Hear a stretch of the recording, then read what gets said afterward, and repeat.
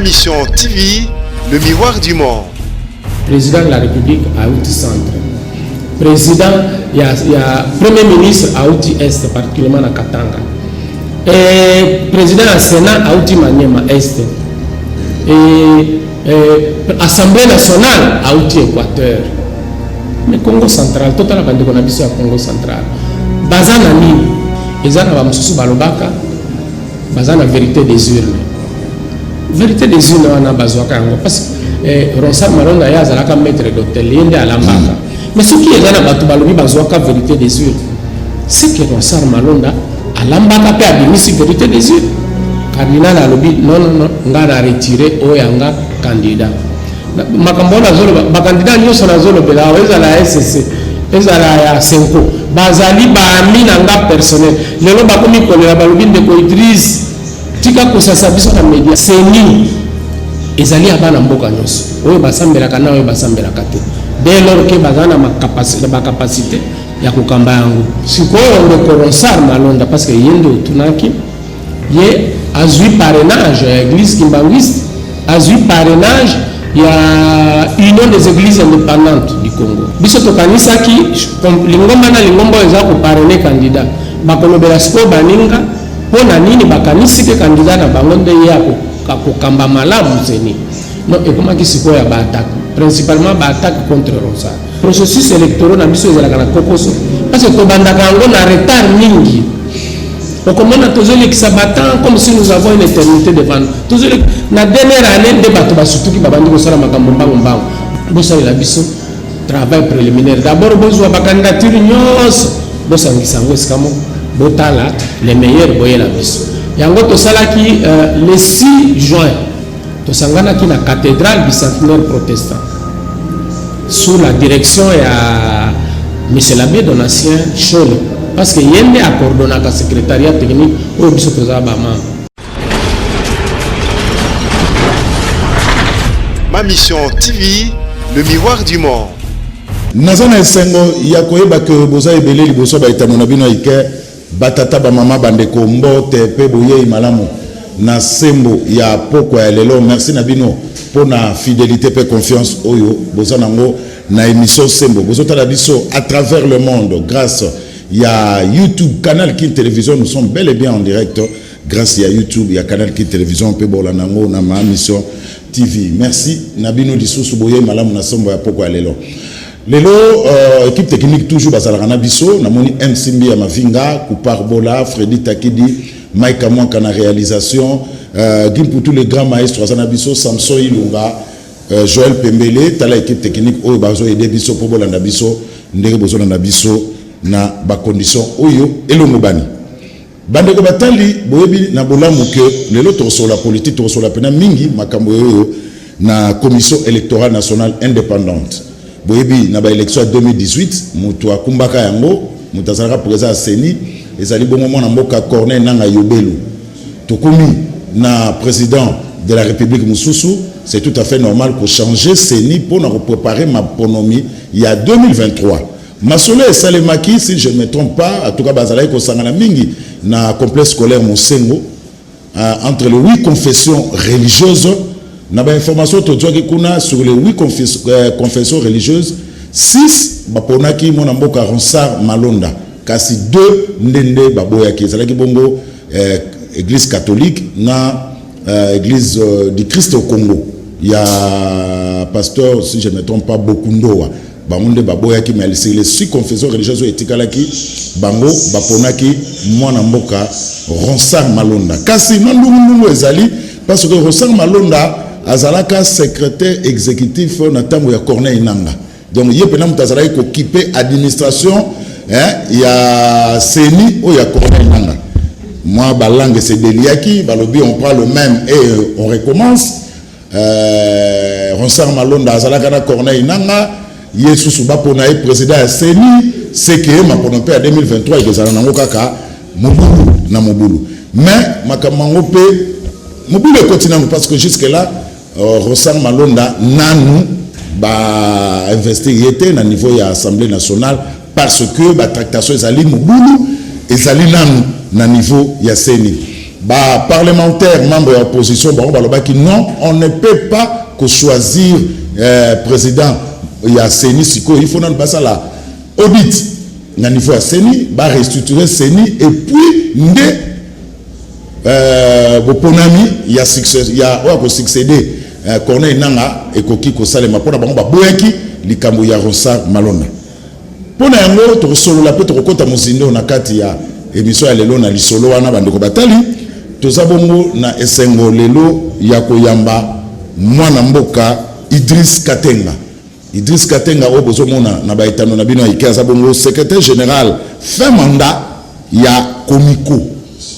Je suis sûr et certain que Komiko peut être parmi les 6 confessions religieuses où Baponaki Monamboka Ronsard Malonda. Pour nani batelemelelié, est-ce que ma ponameno est une irrégularité? Pourquoi on prend le même et on recommence? Yango to solo la nandeko Idriss Katenga où on appelle si Mbote. Voilà, ndeko Idriss Katenga na oti ko yebisa ba téléspectateurs, ozabongo secrétaire général fin mandat ya Komiko, fin mandat ba élection ka sana Komiko za mkoni. Kalamingité. Il fallait ba élection ezala le 29 juin mais la décision du ministre de la justice mais yemo ba moni préparation nando ko quitter yango a repousser mais Kalamingité élection ko ça. Kalamena oki Komiko dernièrement peu les alliés na moi nous magas. Les alliés de quoi? Les alliés depuis 2018 groupe moko ya ba ndeko na biso musulman bayaki bayeko kota na siège na biso ezwami kaka awa na balabala Wileri Makitegawa na Wileri awa na Sangi bafandi kuna bazana ba revendication na bango tomeki ko solola mais isimbaka kaka te yango tolobaki tokende assemblée ba revendication na bango ezalaki basée sur quoi?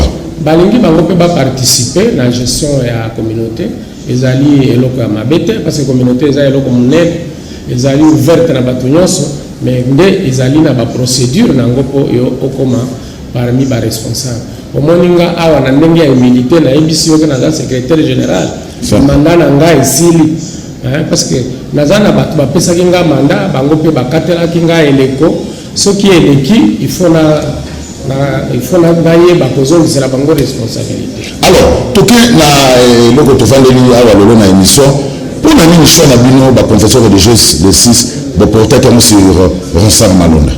Merci ndeko Basile. Ndeko Zulu. Ndeko Basile. Ndeko na ya comme ministre député na pesa ko monter ndeko Basile. Ba ko ba bina na yamba na émission ndeko Basile. Ba bazo senga buka ndeko na ndeko Basile na banzi bala sema na bongo pepo na na émission. Donc merci ndeko Zulu. D'abord na féliciter na musala osala ka parce ngana za parmi ba fanatique ya nazanga kolanda yo na émission na yote. Yonde vraiment uzali na ndenge okundola ka vérité pona baimboka en tout cas na pesi olongona. Maintenant pona répondre na question na yo bandeko na biso nyonso ba congolais oyo bazolanda biso ezala awa na mboka na biso Congo ezala o bazali banda il faut na pesa yo moi historique ndenge nini ndeko Ronsard Malonda ayeko bima délégué à confession religieuse na Seni makambo ebandi ndeko Zulu na mai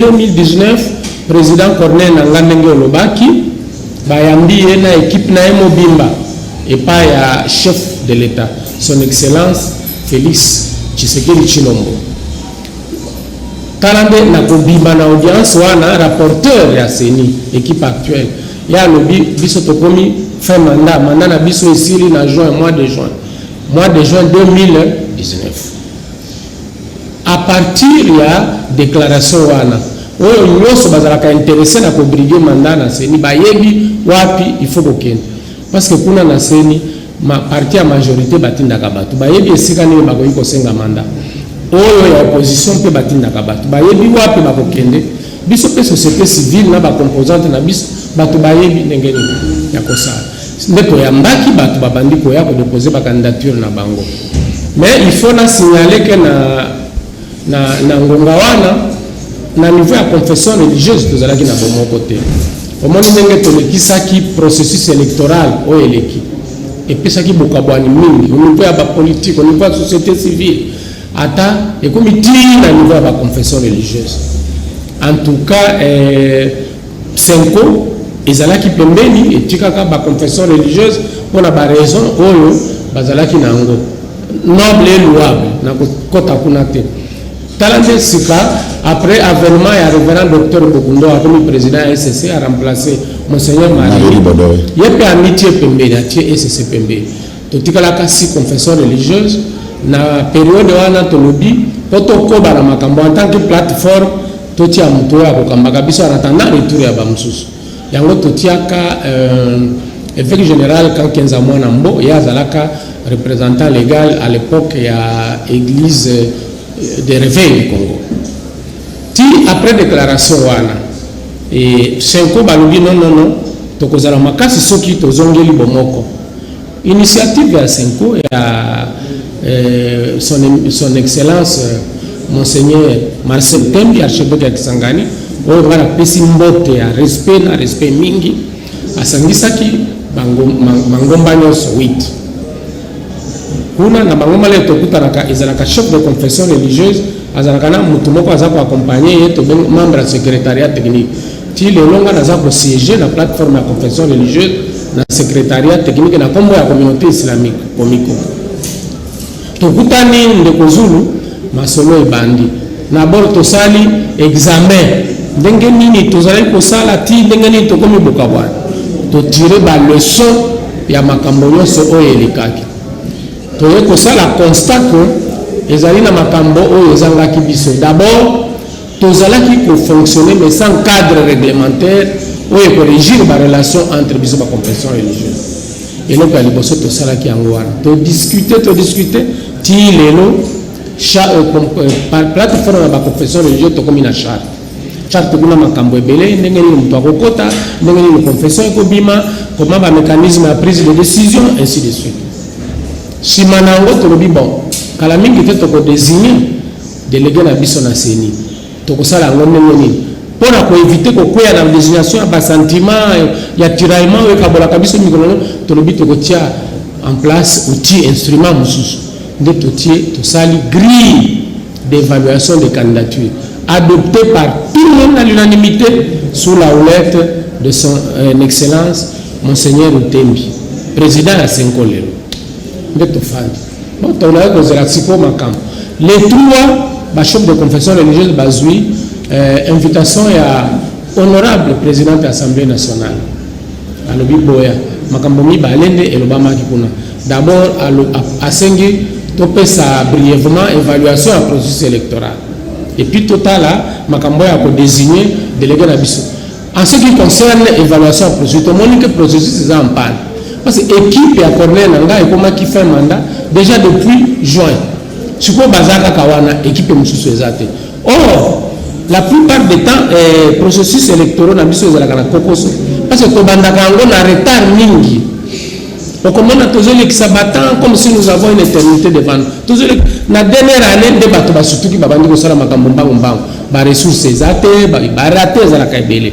L'idéal c'est de commencer dès la première année parce que na bamboka mosusu soki élection ici élection mosusu ebandi préparation bon nde toyokanaki mama alobi sikoyo botinda délégué na bino na kosadresse pe na bacomposante mosusu batinda pe badélégué na bango chef de confession religieuse basengi na biso comme secrétariat technique balobi bozonga bosalela biso travail préliminaire. D'abord bozwa bakandidature nyonso bosangisa yango esika moko botala les meilleurs boyela biso yango tosalaki le 6 juin tosanganaki na cathédrale bicentenaire protestant sous la direction ya monsieur l'abbé Donatien Choli parce que yende accordonaka secrétariat technique oyo biso tozala bamama kuna biso basi confession toyambaka 23 candidatures et puis Senko ebimisi mpe candidature na bango totali côté ya SCC candidature eza te. Bon zoba nde moto moko ayaka epa na biso alobi ngai nde candidat ya SCC biso tozwaka toprésente kuna alobi non balobi bayebi ete pourquoi alekaki kuna epa na biso tolobi non mais ayebi ke ata soki azali protestant bokolekisa ye bino moko te yo kopekisa candidat akende kosala campagne na ye epai ya bato oyo akosenga vote na bango discussion pesa CV ba pesa CV te ba kuake yango wana déjà dès cette réunion Senko ba pesa ka candidature na bango na pete en tout cas mais il y a SCC et que ça le problème dit to eko décider to retenir candidature wana to kende nango ti na liboso ya ba chef de confession religieuse sans que mon dossier sans que yeba ni eza na carte poka ka to sala makambo na consensus wana na miso ba ebele entre biso na kisaki ko côté ASC agenda caché ezali pourquoi ba bomba ka biso pour la biso CV to yebite après musala chité oui na ngina chité siko après musala on a lingina lo ba très important na ngina lo ba siko ndenge nini to komi ko désigner ndeko Ronsard Malonda l'air to kei to kena si candidature na miso ya ba cause ba chef de confession voilà bino so koza le 8 confession religieuse et ça là qui to sangana ki na cadre la secrétariat technique na cathédrale du centenaire protestant siko kaka ndenge to zalaki 8 membres à secrétariat technique to kei liboso ya 8 chefs de confession religieuse to présenter rapport na biso tala ba candidat nombre total ezalaki 24 mais etikali 6 de tomeki kotala les meilleurs suivant cursus na bango dans la élection babi bon to d'abord mutaza ko président de la chef de confession des ali son éminence cardinal Fridolin Ambo alobi chaque confession il peut présenter candidat nae biso to lobi te atolobi ko sala ndenge wana te parce qu'il y a plusieurs raisons. D'abord c'est ni ezali abana mboka nyonso oyo basambelaka na oyo basambelaka te dès lors que bazana ma capacité ya kokamba yango et puis l'air tozalaki esika moko te ba candidat ebele bayaki epa na biso tutuni bangomba na bango te siko soki olobi mutu na mutu apesa candidat ya lingomba na ye tokosala nini na bandeko mosusu oyo basambelaka epa na biso te ekozala injustice ekozala discrimination toyokani na likambo wana cardinal alobi alors dans ce cas à défaut ya ko pesa candidat ya lingomba na lingomba tout ça le système à parrainage parce qu'il faut quand même lingomba moko endima ko mema responsabilité ya mutu oyo to ko pesa to ça l'exercice mais premier quoi que ezali to longoli ba candidat nyos oyo ba uti na centre ya mboka ça ba province oyo ya centre ya mboka balobi bango baza na proximité linguistique na mokonzi ya mboka eza ba candidat na ye tolobi non wana ekozala tozala preuve balobi non oyo kela biso tozala ba information kolega bino biso bime ata bongo nde mutu moko a recommander 3 candidats ko pisonner 3 candidats mais alors qu'il n'y a que 8 électeurs mais bakokabola ba mo fa wana et puis ba s'éliminer non nous savons tozui bandeko wana misatu totie pembe totikali na 3 candidats sikoyo ndeko Ronsard Malonda parce que yende utunaki ye azui parrainage ya église kimbangiste azui parrainage ya union des églises indépendantes du Congo oye kamba makana son éminence monseigneur Nzinga Maluka ok maintenant Senko ba pesi candidature na bango et puis SCC a pesi candidature et loko tomonaki ndeko Zulu oye pesaki problème biso tokanisaki lingomba na lingomba eza ko parrainer candidat bakolobela siko baninga pona nini bakanisi ke candidat na bango nde ya ko kamba malamu seni non ekomaki siko ya ba attaque principalement ba attaque contre Ronsard biso tolobi mais ba attaque contre Ronsard ekotinda biso to voter ba candidat na binote bo pesa nanu profil ya ba candidat lelo to komi na niveau wana cardinal alobi non ngana retirer oyanga candidat makambo na zolo ba candidat nyoso na zolo bela ezala SCC ezala ya Senko bazali ba amina nga personnel lelo ba komi kolela balobi ndeko Idriss tika kosasa biso na media en tout cas nga naza kosala nde restitution ya makambo ndenge lobaka naza na respect mingi na bandeko wana toliaka na bango tomelaka na bango tosunganaka na bango na tango ya pasi wana na témoigner na micro na yo ndeko Zulu.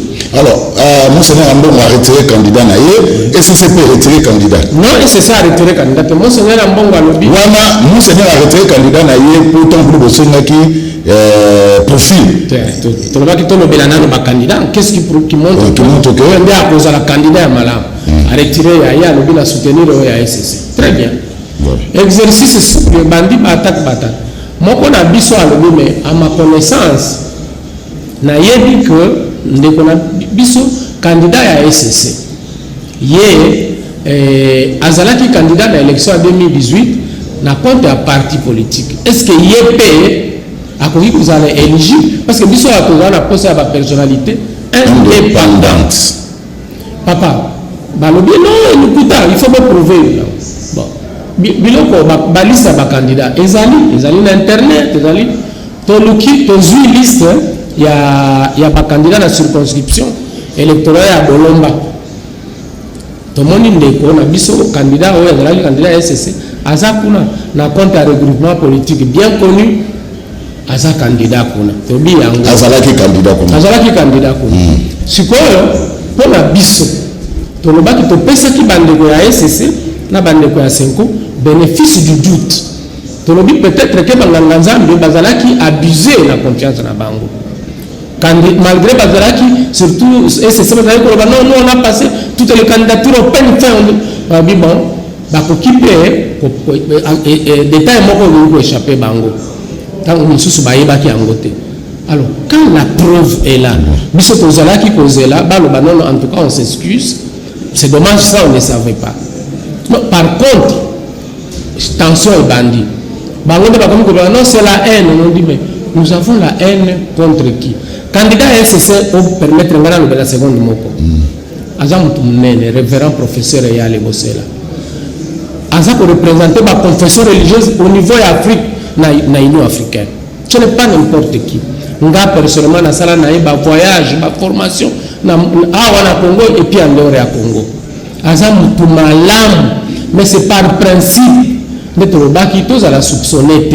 Parce qu'au monde bitumba na biso ba politicien par exemple balukaka moins détail l'air ba komona parce que ba yebi yango na l'air ba sala ki compétition na bolomba ba tu a majorité ba parti kili bazala ki kuna oyo opposition ba parti mususu bazala ki kuna ceux qui tole kisi ba koloba bino botier mutu fulani mais ayebani kazala donc c'est par principe même mutu yango za malamu au monde sikoyo après l'air to constater que ndeko professeur Yale azalaki na affiliation politique pour la biso ni compétition et c'est la parce qu'on a procédé par élimination. C'est un coup à retirer candidat na bango oya SSC abonani azana handicap et tikanaki le seul candidat Rosar Malonda en lice.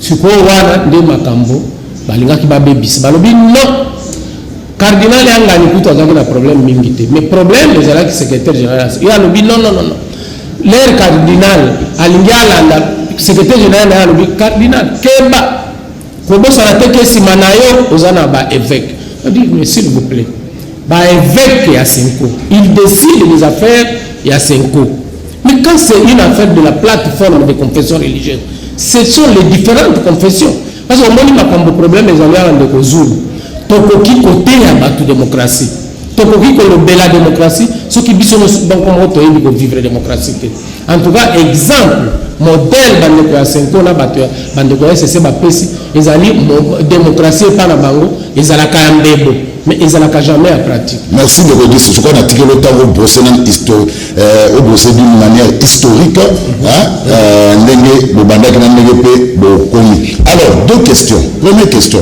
Et nous connaissons les tindaki bino les six confessions religieuses pour na Rosar Malonda. Les critères. Deux. Rosar Malonda c'est la confession religieuse ni. Très bien. Na ici na ebisi que les toujours désigné mutu, biso toujours la religion a été. Mais il faut aller ban. Ça c'est de un. Des deux, on a bandé la deuxième question là. Tatou qui m'a dit c'est pas bon. Non. Tatou qui m'a dit c'était. Et puis ça vraiment. Rosar Malonda, na ici na ebisi que au départ bandeko ya SSC na bandeko ya Senko balingaki chaque confession et ça membre oyo asambela kaipa na ye ndi azalaka biso tolobi te tokoki kozwa seni en otage te et puis tokoki kobare motu nzela oyo nde azali à remplir bacritère oyo tobare ye nzela tout simplement parce que ye ayokanaka na mokonzi ya lingomba na ye te ntango mosusu intérêt ya mokonzi ya lingomba na ye ezali na cousin na ye ainsi de suite omoni nde toboyaki eloko wana toye koyokana parrainage bakimbanguisi bapesaki parrainage mais en même temps l'union des églises indépendantes du Congo bapesaki parrainage.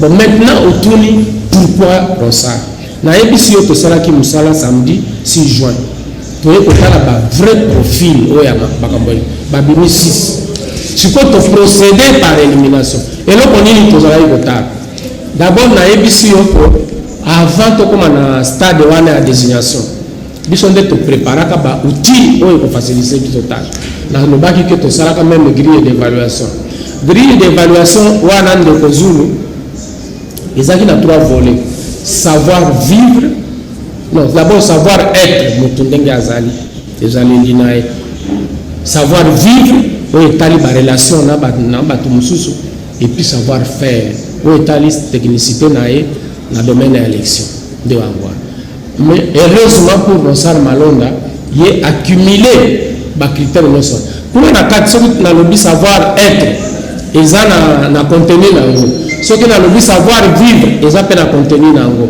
et puis savoir faire eza mpe na contenu nango nde totala malheureusement mpona kokase arbitrairement certains candidats bacritère ebimaki ezali objectif ti jusqu'au point où présidence ya réunion wana baboyaki tosalela charte baboyaki tosalela grille oyo tosalaki laborieusement omoni makambo wana nde epesaki parce que soki tozosala surtout na niveau ya banganga nzambe bato mosusu bakosa mais biso tosalela sincérité na charte na biso eza na bavaleur tozwaki engagement ya kopromouvoir un certain nombre de valeurs mais na réunion wana esese na senko babafua nyonso bavaleur.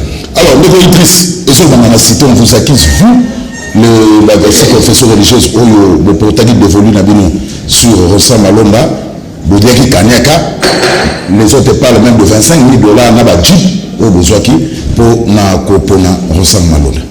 Bazo bango, et puis voilà, et c'est ce qui est grave.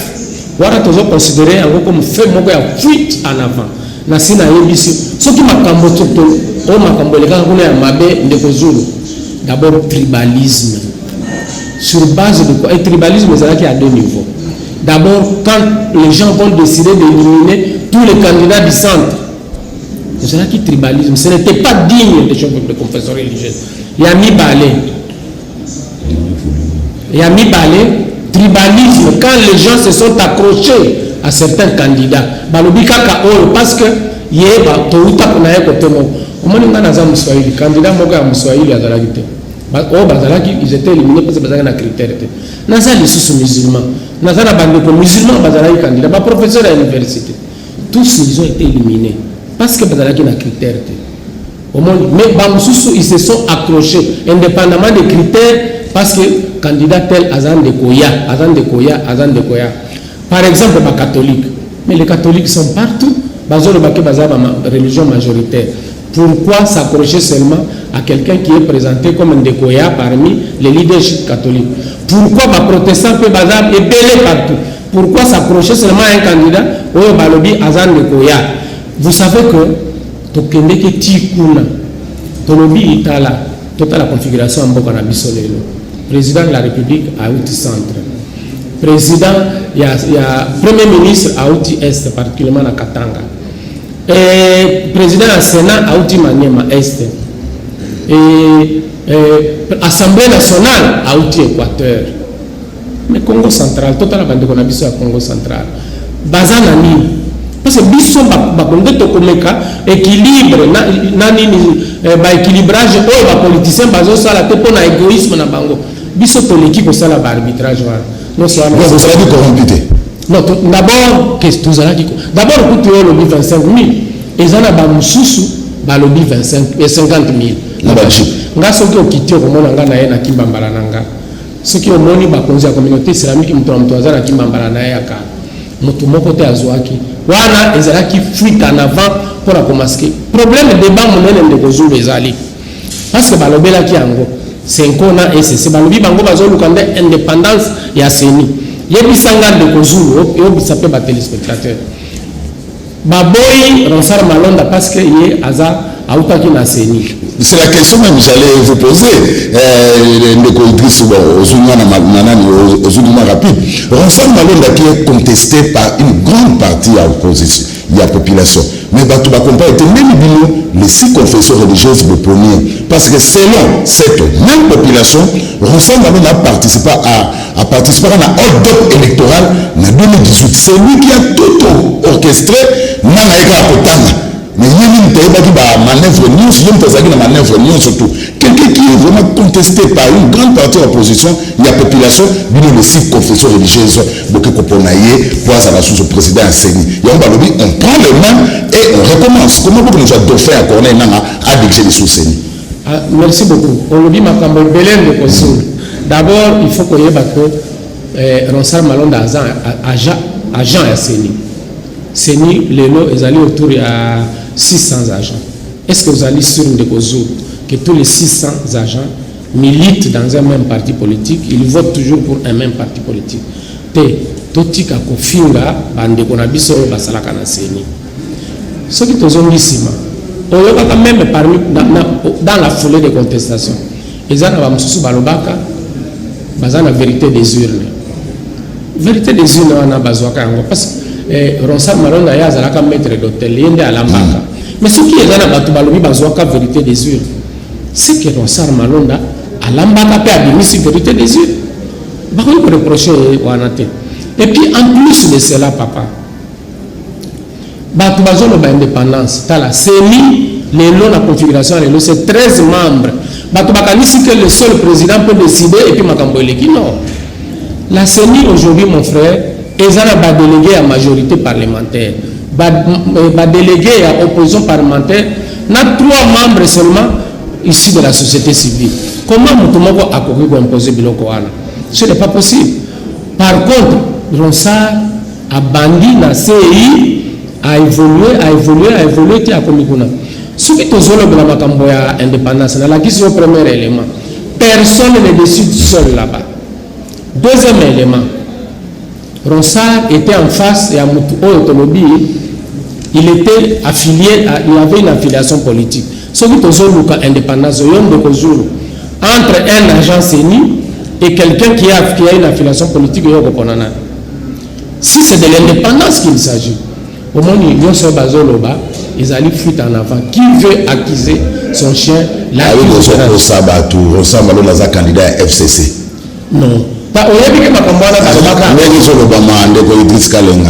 Merci beaucoup. Oyebiki makambwana balobaka ngo même na tango ya Corneille nanga. Na koyebisa yo comme musulman que nerto tangaka Corneille nanga. Président Kabila ayebaka été. Et puis azalaka très inquiet parce que yé azalaki ko kanisela yé que azali membre à parti politique. Ngape nazana avantage ya ko na sala mingi na Corneille nanga. À l'écart d'un mouvement politique, à ta parti politique, mon côté. Il y a des experts, tout ça, il y a une société civile, ainsi de suite. Donc, Bakanisaka. Problème, on a besoin de Congolais, Bapesaka Moutou, confiance. Bapesaka Moutou. Au lieu de juger quelqu'un sur les. Il y a un moni bitumba, ils ont autour de la machine à voter. Mais après, ils ont la machine à voter. Parce qu'il y a la machine à voler. Qui a critiqué la machine à voler? Tout le monde a vu que ce qu'on introduisait, c'est ce qui est sorti. Problème donc, ils allaient ils allaient il faut faire attention. Des ordres au moins dans quel climat de tension, ton élection, période de processus électoral. Mais Ebandi, le lobby qui sème le vent récolte la tempête. On menace qui? Est-ce qu'on peut menacer la République? Et puis tout le monde trouve, les politiciens ainsi de suite, ils trouvent que c'est un bon discours. Les évêques, les abbés, ils ne sont pas mariés. Mais on a non, moi je pense que ce langage n'est pas responsable. C'est le temps de dire humblement aux évêques et aux abbés qu'ils n'ont pas le droit de prendre notre pays en otage. Ce n'est pas parce que leur volonté n'a pas été faite qu'ils vont brûler. Nous savons qu'ils tirent les ficelles de la ficelle à gauche à droite.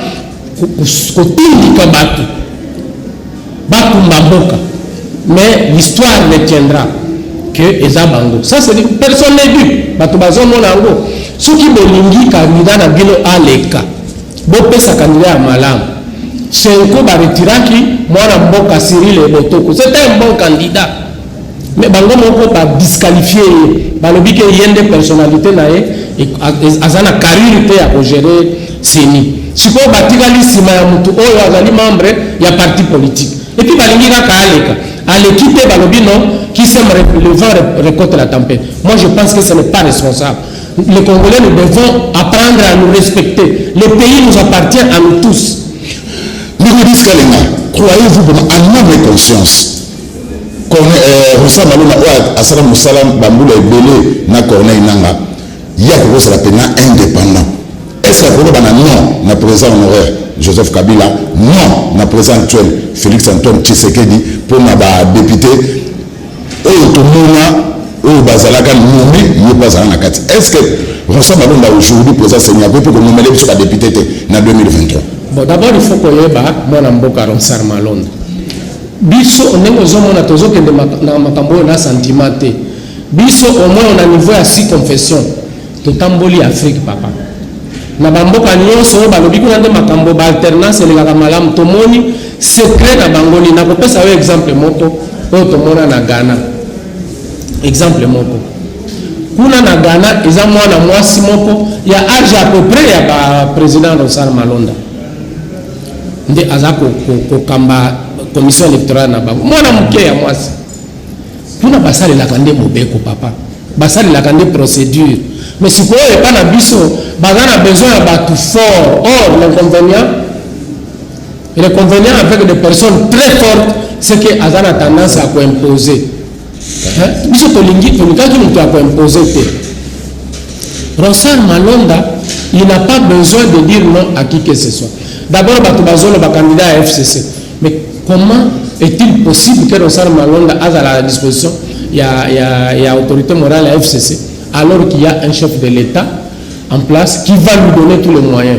Rosa Malonda est obligé de collaborer avec son excellent Monsieur le Président de la République Félix Antoine Tshilombo. Mais c'est celui-là qui va lui donner les ressources. Et d'ailleurs, il doit s'inscrire dans la vision de la refondation de notre pays. La vision est soufflée par le chef de l'État. Le problème est que tout le temps, la pression est est-ce qu'il peut dire non à la pression de l'autorité en bloc?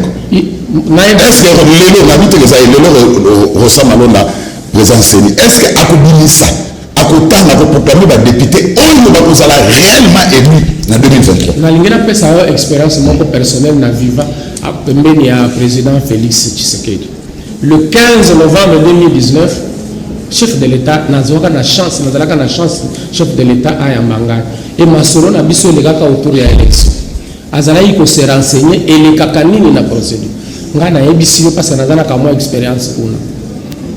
Question na ya soka lobaki mais ezalaï ko le kandenge nini na oyo azalaka liboso successeur prédécesseur nanga. Surtout lobi non. Anecdote on a bisi bino ya connaître nanga na Betelier. Il a dit non, écoutez, désignez librement, mais soyez responsables. Mutu oya kotia apesa mbutu na makambo ya moponomité. Parce que vous savez, la question électorale, elle a fait couler beaucoup de sang dans notre pays, beaucoup d'encre et beaucoup de salive. Les gens lui prêtent l'intention de vouloir imposer ici, de vouloir... Non. En tout cas, le chef de l'État actuel n'est pas là. Et en cela, il n'est pas différent de son prédécesseur. Parce que Naïbisa Kibiso, est-ce que vous voyez pendant que en 2018, il n'y avait pas eu de pression parce que les populations, les hommes, on a que non, qu'on est dans la salle électorale. On a aussi rhétorique, il y a un certain nombre de partis politiques. C'est ça la réalité. Non, il faut qu'il y ait une élection à 2018. Non, c'est ça le dire, la réalité de dire de certaines personnes. Mais vous savez, une telle rhétorique est très dangereuse. Parce qu'au lieu de mobiliser,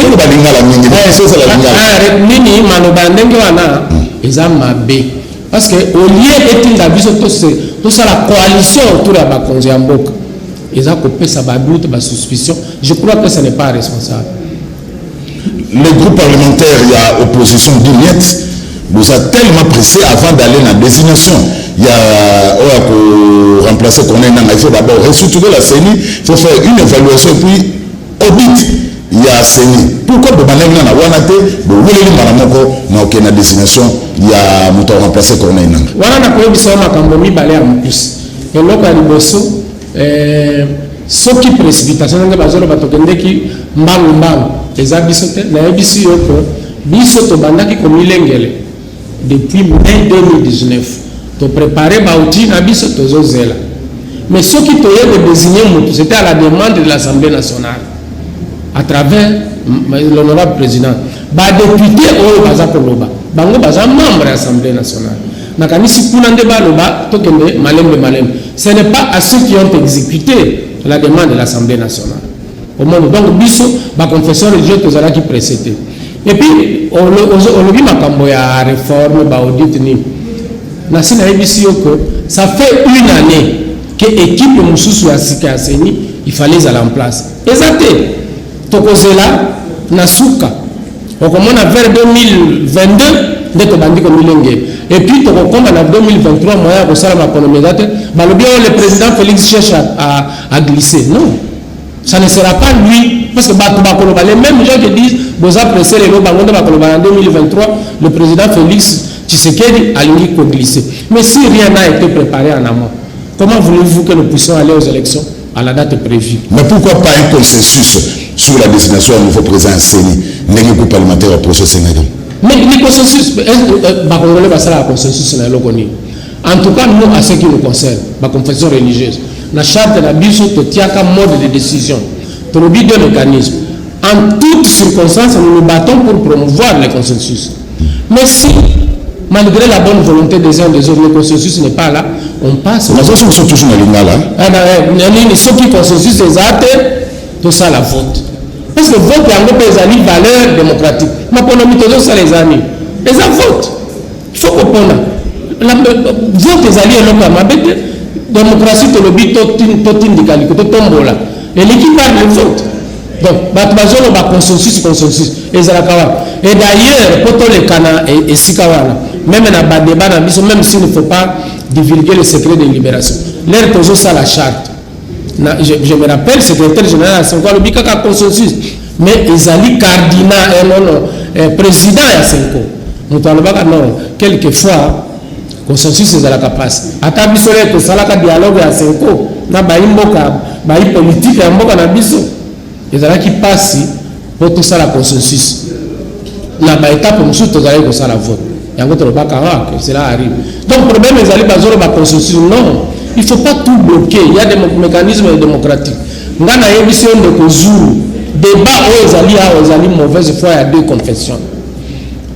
Et c'est na Senko. Processus de désignation ici, bango ana na média. Il y a des soupçons de corruption. Et le Kouana et le Bama quitté. Ça, c'est une façon de livrer les autres chefs de confession religieuse à la patrie devant l'opinion. Est-ce que c'est responsable de la part des chefs de confession? Makambo Bazolo. Vous savez que la Senko et l'SCC sont des églises missionnaires. Vous voyez bien, non? Et Yaka. Mais il y a des églises post-missionnaires. Nous, musulmans ne sont pas missionnaires. Par définition et partout, il y a que les églises missionnaires, ils n'ont pas rempli le cordon ombilical. Ils ne font que ce qu'on leur demande, là d'où est venue la religion. Et quand on leur donne des millions tous les jours, c'est pour faire quoi? Maintenant, ils sont en train de... Les gens qui ont kabatunari, ils ont parce que bazana mosolo, baza kopesa bango, na banguna mboka na biso. Alors, ça c'est inacceptable. Pour la confession religieuse, c'est Ronsard Malonda ou rien? Non, biso tozana logique ya Ronsard Malonda ou rien te. Biso tosala ki musala. Et d'ailleurs, il faut que ya suka. L'air de bato bandi ko potala. Cardinal, na ebisi que cardinal et angani azaki na problème te. Atuna ki à un moment donné, banani bazali pour candidat à SCC. Kaka SCC na Senko batomboli misapi. Banani baza pour candidat Ronsard. Si confession batomboli misapi. Alors bien, dans ce cas, na zongi si lisusu candidature nangana retiraki à Senko en lice. Ok. Banani bazali pour candidat à Senko. Deux confessions, batomboli misapi. Banani bazali contre. donc eloko nyonso elekaki ndeko na ngai biloko nyonso elekaki malamu mais c'est la mauvaise foi yango nazolo. Est-ce que toute la population est bas? Moi, la habilité à désigner président Séni. Ils ont la confession religieuse. Non, mon bec on obite que la confession religieuse te désigner président Séni. Biso to tindaka délégué na biso. Parmi ils ont 13 délégués. Oyo utaka je crois 6 ba utaka na majorité parlementaire, 4 na opposition parlementaire, 3 na société civile. Yango na bazalaka 13. Ndem Séni, ceux qui balobi Séni ezali 13 wana. Et au commun que même supérieur de la Corneille Nanga, Malonda Azalaka na 13 wana te. Et puis, Bazolo Bateki a Salaka Nango, a Salaka Pena Maluman. Azalaka, il n'a jamais été parmi les Batouane. Au monde, mais c'est quoi la société civile? Donc, nous avons un privilège et à couper ça, président à Séni. Ils ont délégué à Bassi, pour défendre les droits des femmes. Ils ont une organisation et éducation civique et électorale, dans la confession religieuse. Si quoi oya biso misako nde baseni tiraka balobi fulani yo ndoto désigner aux la président yango moni biso confession religieuse to tia ka sete makasi na profil ya moto ko tia wana il faut za la moto ya yebi élection il faut za la moto oyo akokamba malamu ba mususu batanga kaka parce que po bakende ko sala ni biso to tia ka vraiment accent na eloko wana parce que pour la possibilité à collecter mon président. Alors, le Idriss, maintenant la machine est bloquée, une partie, le premier qui concerne Malonda, une autre partie, Baboui, la suite. Non, la machine n'est pas bloquée. Après le processus, on a tout ça qui répond. Parce que nous sommes on ne peut pas avoir fait un travail et ne pas rendre le rapport acquis de droit. Après, nous sommes un rapport et pas honorable Janine Mabunda. Oyo azali kokamba assemblée nationale kuna na niveau na ye nde pas les communes na kan na ye. Est-ce que Rosa Malonga n'est pas un Corneille Nanga bis? En quoi? L'un s'appelle Corneille Nanga, l'autre s'appelle Rosal Malonga. Corneille Nanga est venu de la grande province orientale kuna musika. Il y a aussi la province orientale. Mais c'est quoi Rosal Malonga ye auti awa na Congo central. Ata omoni kaka na Biombo. Azamu Congo. Azamu Congo. Muyombe. Ngana yebi atate. Azamuyombe. Biso tozo kota na biloko. Biso le coach Azamuyombe. Ah ok, merci beaucoup singa information ngape na yeba. Omoni ke biso to tia katembe te soki ba pesi information musu. Awo lobi muyombe na ndimi yango me bayombe zoka nde bazaba na Congo lokola biso nyos soki Corneille nanga utaki esa akambi Séni. Malumalo autaki esa akambi Séni. Ngoy mundu autaki est akambi Séni. Pourquoi muyombe akoyi kokamba Séni te? À moins que le problème de ces alliés pour Azam Congo. Non, le problème de l'île de Salakina, Corneille Nanga, c'est tout un problème pour la population. Mais pourquoi? Mais l'indépendance c'est assez une de Kozulu. En réalité, là où les choses. D'abord, on a toujours copié cet exemple à Ghana. On a dit que Ghana, Bazalaka membre de la commission électorale na Bango. Nous Bazalaka désigné na président de la République dans son pouvoir discrétionnaire. Il y a un mot qu'on doit attendre à Kabango. Mais ah, bah, le bien indépendance, c'est quoi? Si tu as une indépendance, que tu as pembé les politiciens, la meilleure solution, c'est peut-être de laisser aux agents de la CENI de se désigner un responsable. C'est un mécanisme aussi. Voilà, on a une minute, message. Pour tout cabana mon collègue. Le message n'a suka ezali ko yebisa. C'est message à suka message pour tout cabana lelo. Ah message pour tout cabana lelo. Ezali ko senga bana mboka. Tokota na makambo ya ko bangisana te.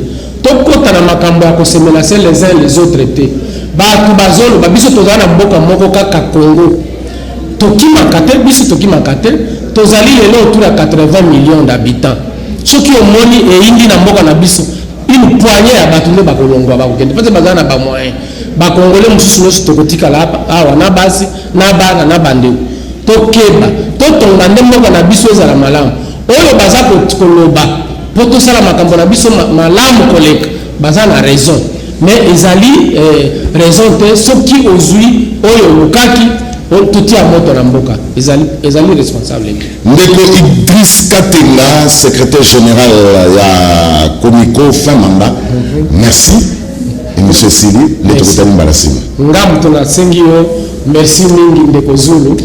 nasepeli koleka na émission na yo parce que nayebi ezalaka na audience monene. Merci.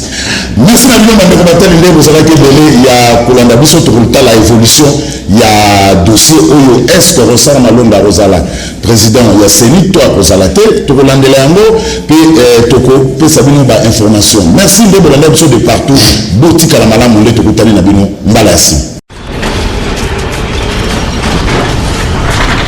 Ma Mission TV, le miroir du monde.